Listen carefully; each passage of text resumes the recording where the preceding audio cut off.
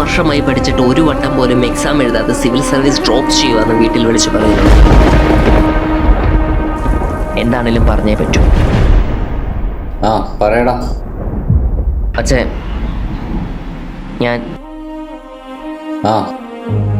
അച്ഛൻ എനിക്ക് ബിസിനസ് ചെയ്യണം. ഇതാണ് 1ാമത്തെ അധ്യായം.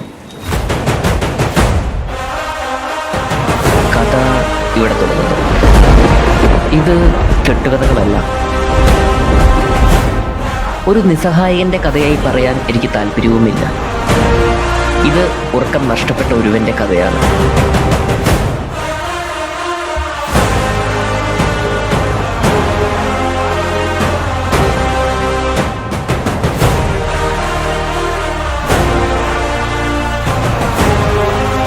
തീർച്ചയായും വലിയ സ്വപ്നങ്ങളുള്ളവന് ഒരിക്കലും നന്നായി ഉറങ്ങാനാവില്ല.